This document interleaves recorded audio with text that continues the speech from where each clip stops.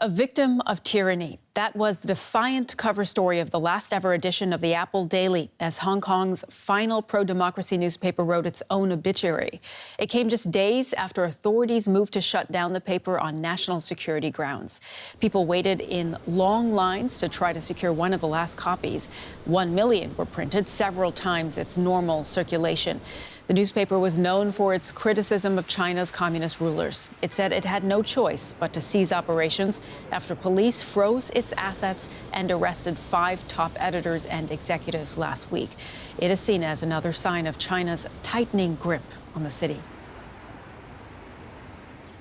DW correspondent Phoebe Kong is standing by for us in Hong Kong with the latest on this story. Hi, Phoebe. Tell us more about this last edition of the Apple Daily.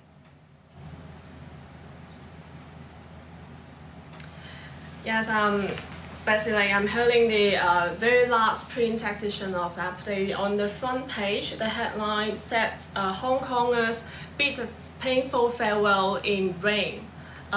With pictures showing one of the staff of Apple Daily waving his cell phone with lights on to supporters, to hundreds of supporters gathering outside the headquarters last night during the last few hours, and a quote from the supporters saying, "We support Apple Daily." So it was a very sentimental night last night for the Hong Kongers and also its fellow readers and supporters farewelling the 26-year-old newspaper, and it also wrote a farewell letter to Hong Kongers with lots of the iconic front pages it has published throughout the decades that they have managed to publish the newspaper, and told the readers that they hope that everyone can carry on the spirits of Apple Daily despite its closure.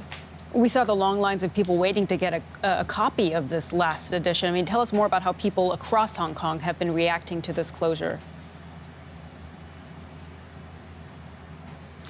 Well, since Apple Daily has published its very last edition, last night we were there outside on the streets.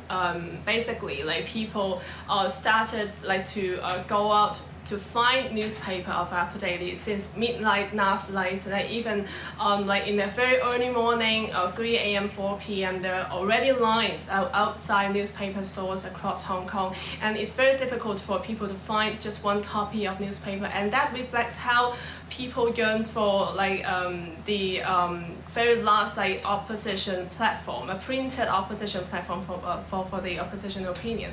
And Apple Daily has long been a very iconic voices of criticizing the Chinese Communist Party, and critics really fear that this could be the very last mass media that could offer to the public to express their dissent.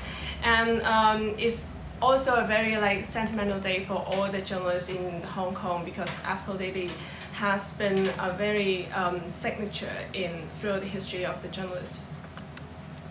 Okay, Phoebe Kong reporting for us there from Hong Kong. Thank you.